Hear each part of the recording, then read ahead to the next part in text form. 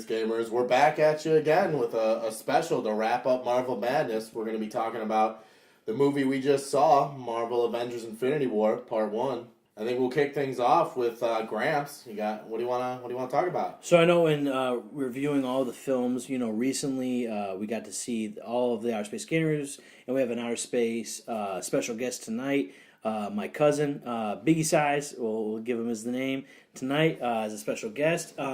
But as we've kind of talked about in all of the reviews, it's obviously been a movie 10 years in the making.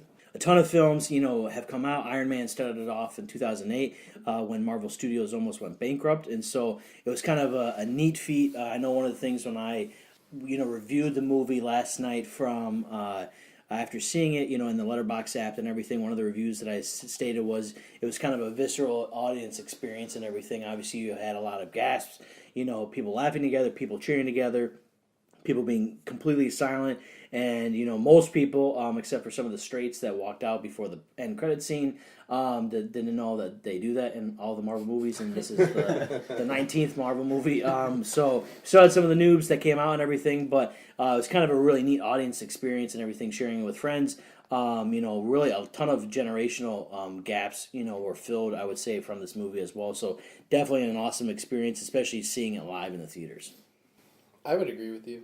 I mean, the fact that, we saw when we got, probably, some of the best seats in there because we got there an hour early. They worked some good seats. Before seeing, and it's before they started seeing us, they told us we had to wait outside because they were only letting people in at, a certain amount of time. And that just shows, how popular when we were talking to the people at the cash register.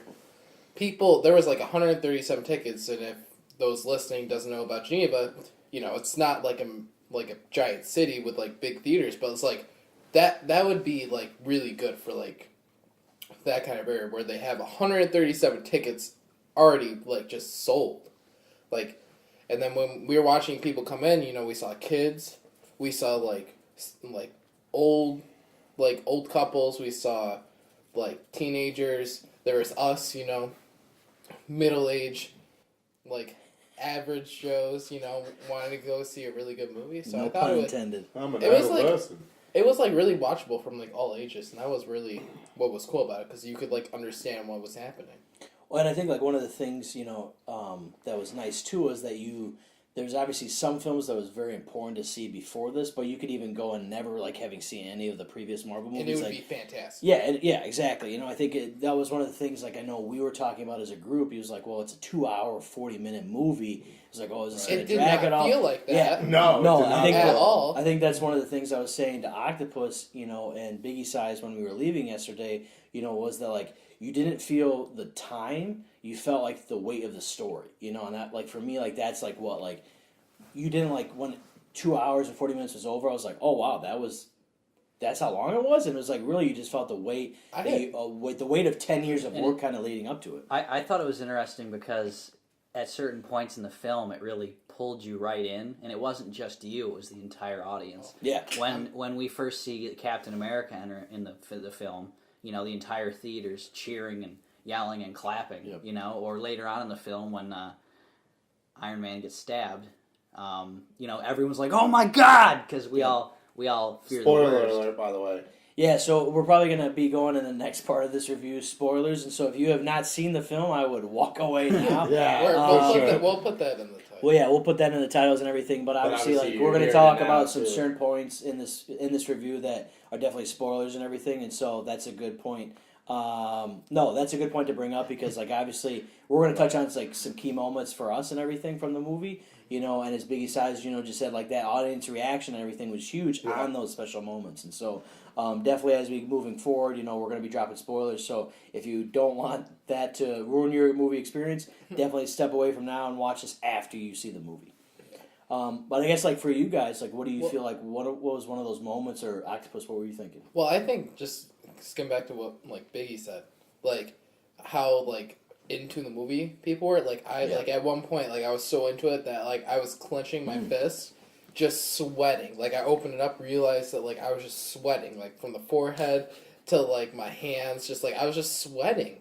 Yeah. And it was just that's how into it I was. I was very much into the movie. But yeah, I thought that was cool. Like, I was like, I haven't been into that kind of movie in a long time. So. Well, it had that like suspension of disbelief, but also like that palpable experience you were talking. You know, like I remember when the post credit scenes was like coming up, and we thought, okay, we're gonna get a mid credits one, we're gonna get a end credits one, and then like mid credit goes by, okay, like people are like, okay, we know one's coming, and then like everyone like almost unanimously like moved a few inches on the forward of their seat to get like on it. Like everyone was like leaning forward, like literally waiting the to see what was definition on the edge of your seat. Yeah. But I guess I don't know. What would my favorite moment be? I don't know. I would say like just probably that was like the best kind of like having what it did really well for like at least for me is that they intertwined everybody's different kind of role very well. Everybody kind of had a balance of like the same amount of screen time, which was kind of nice. They did a pretty good job like telling us where the locations were, so I like if people that hadn't seen like any prior movies, like they kind of know where they are. So I thought that was kind of nice. Favorite scene would have had to have been just the all out brawl at Wakanda. Just absolute like those beasts like literally was like Alien plus Predator plus like Stranger Things plus a dog thrown in because they're on like a little all bit four of Cujo legs. on it. Yeah, it's just like that battle I was like so that. cool because I think the best part is when Thor got his. Sorry, spoilers. I know we said this, but Thor's hammer, like when he got his new axe. Yeah, well, and I think that's oh my god, like that was like Literally- the best, and he got to Wakanda just Literally, I'm shredded gonna- everything. It was great. I'm gonna interrupt you. That was probably my favorite like series, like that whole scene selection of the process of Thor, reviving the star the Dead Star. Yeah, that activated the mines where Peter Dinklage, the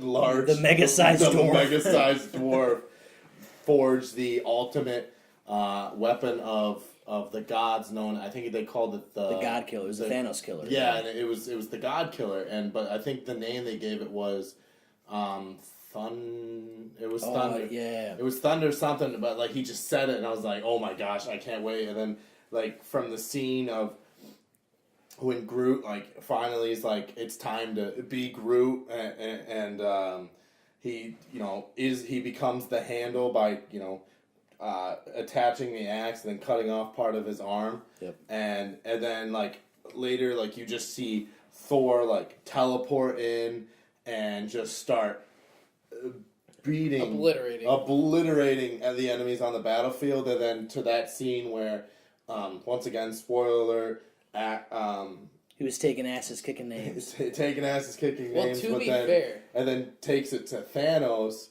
and literally throws that axe in his chest and said, "That's why." And it was just honestly, it was probably my if favorite like scene. he got that axe, or that movie would have been over. Well, if he listened to Thanos and put it through his head, that movie would have been over. Just like how powerful, like out of all the superheroes, I think Thor, like at the end of the movie, I mean, he's a true god. You know what I mean? Was the most powerful character. Yeah. At the end of the movie. Like well, even like the Hulk wasn't like because I would generally say the Hulk. Well, and I is think the most like the powerful, dichotomy of but like he the never Hulk came and out. Banner because like he like was Right. almost killed at the beginning of the movie, Yeah. like, and that doesn't happen to the Hulk. And then But I think like the cool thing going off of like Thor's new hammer, I know I was sharing this with you guys like when I went to their most recent previews night at Two Kings Comics in Victory, New York. One of the cover of that previous thing is like Thor, and like the most recent issue of that by Marvel is like him wielding the hammer, but showing like the 15 different versions of the hammer he's had throughout the years of the comic, and so it's cool that like they show a new version of that in this film to kind of touch back to the lore of the comics and everything. And I think they really did a good job with that, really touching back to the original roots of the comic, and I really like that. Like I was saying after the movie when we stopped to eat, I was like, literally the creation of these videos that we've made have like, even though I've seen the movies, like resorting back to the comics and like understanding the reasons they did references like the end roll credits and stuff like that, like just learning more about it that way, which I I highly recommend you guys to check it out. Like the videos we made, like there's a lot of references we made that were accurate to the movie's creation. That the movie rendition back to the original comics. Like I mentioned during the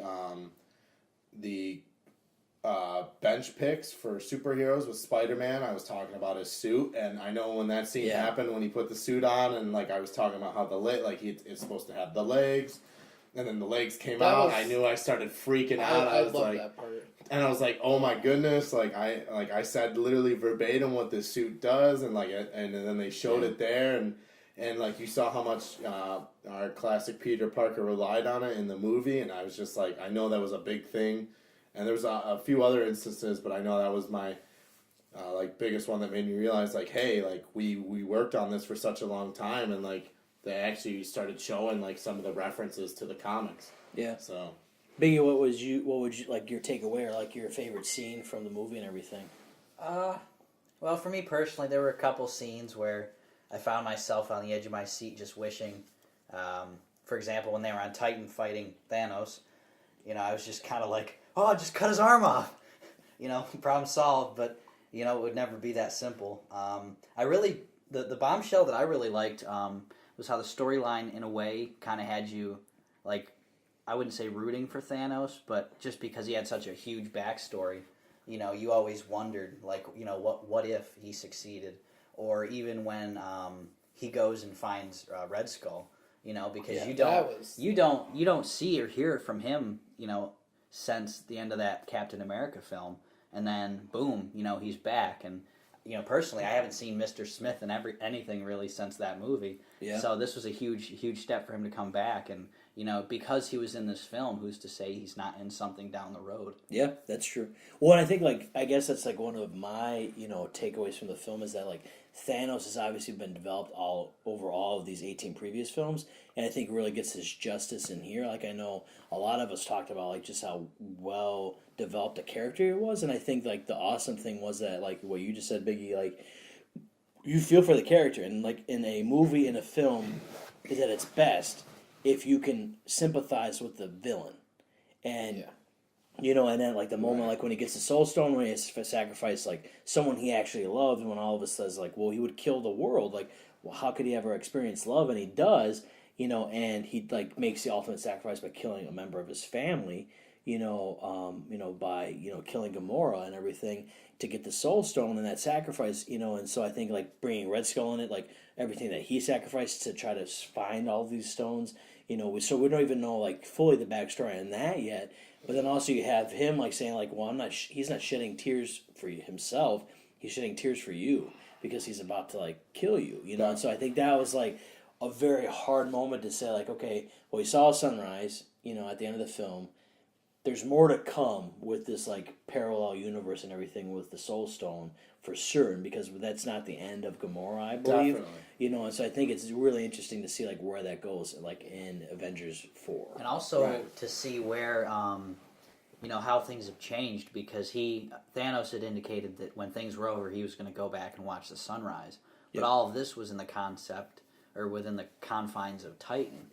And at the end of the movie, we see him coming out of like a hut, and there's trees and life everywhere. So it makes you think that if he did return to Titan, if he somehow used the stones to make the planet living again. That's true. Yeah, I think one of the other things, as we kind of like wrap up some of this review and everything for us, like I know one of the things that we talked about in, I think each of our Marvel Madness Fast Five videos, and then, was like the initial Avengers team was Iron Man, Thor, Hulk, Ant-Man, and Wasp, and a big spoiler is like that we lose half of the Marvel Cinematic Universe, if not more, during the end, during the end game of this movie. And for now, but we still have, guess who? Iron Man's still around, Hulk's still around, Thor's still around. And Ant-Man wasn't even part of this because he was on like the house arrest. Yeah, he was mentioned, but he couldn't step out because of Captain America: Civil War, along with Hawkeye, with Clint. And the Wasp. So Ant-Man and Wasp are coming out with their own film this summer, and so it'll be interesting to see how those five kind of get wrapped up into it, and to kind of lead back into one of our final thoughts. Biggie's got something coming out of Wakanda right now. Something that I picked up on the movie. I don't know how much strength it has in it. But in the film, we see Shuri is trying to take the stone out of Vision's head, and at the scene when the bad guys show up and they try to capture Vision, rather than turn and fight whatever's going on behind her, she's focused on working on Vision. And we find that, she hits some buttons and then wipes it away before she responds to the threat. And that, in my mind, makes us wonder, is Vision still around in this next set of films? Because his body didn't disappear, and for the most part, he's largely intact. Sure, he has a dent in his head, but for all intents and purposes, it's very plausible that, Vision will be back. Yeah, that's true. Just kind of looking around the circle and everything. Any final thoughts from Octopus, Biggie, Super Saiyan? I mean, you really can't, when you're doing a review on this movie, it's really special, especially to, the fans. Yeah, so it is. We can just glorify about probably almost every single scene that they do, because there is something in every single scene that is special. Yeah. So really true. is you just have to go out there and see it for yourself, because it's really just one of those unique movies that, I mean, can't wait for the next part, but it's probably going to be a little bit longer than we think. Mm-hmm. Because I think they have a little bit more story building to do before that end game happens. True. I would just say I was thoroughly impressed. I'd go see it again right now if I could. Yeah. Because even though it was a 2 hour and 40-minute film, there are things watching it again that we wouldn't have picked up on because we were so caught in the moment the first time. Mm-hmm. But that's how amazing that storyline was. True. I mean, just kind of recapping what everyone said. I just think they did an amazing job with the movie overall, and a lot of references to the old comics, which is really cool. And that I know me and Octopus were talking about this, the way they set up and formatted the movie. The whole idea when they made it was well, obviously it's going to be 2 parts. But they literally made it feel like one whole movie. Yeah. And it doesn't feel like the next part is just going to be putting one whole movie through 2 movie length and slapping just 2 different titles on it. It's literally, so far, only felt like one movie, and I know that's their plan with the second half. That alone was just a really good job, and the movie alone was just phenomenal. I was on the edge of my seat. The best way to describe it, it was an emotional train ride, and unfortunately, it had to come to a stop to the point that I'm just waiting to see when the next one's gonna be here. And unfortunately, Octopus is also right. It's probably not gonna be here for quite a bit because we got a lot of story to tell on the missing parts of the movie that we don't get. Well, and there's also that ending hints to there's at least going to be 2 to 3 probably movies in between the next. Yeah, we know at least we're gonna get another Ant-Man, and then we're gonna have the introduction of Wasp. So Ant-Man and Wasp, we're gonna have Captain Marvel, which is the big reveal, from the end credit scene and everything. And so she's a huge character, female character. One of the best ones from the Marvel Universe, very comparable to Superman and Wonder Woman from the DC Universe and everything. And so it'll be interesting to see where that comes in, but I think I could speak for Outer Space Gamers. Here is if you get the chance, see this in theaters, see it a couple times. I know we walked away with our minds blown and really, having a headache of what did we just see? Because there's a lot to process, and you're not gonna be able to process everything from just one viewing. And so definitely, as we thank our viewers, for watching Marvel Madness with us. We're going to get back into some more of our regular content, coming, moving forward this spring and this summer. Back into video games and film reviews, but then also kind of keeping the context and content from our Fast Five standpoint that we brought to you through Marvel Madness. And so, as we get ready to sign off, this is Gramps signing off. This is Octopus signing off. This is Super Saiyan. Thanks for the journey, my friends. That's all. We'll see you later, Space Cadets. Over and out.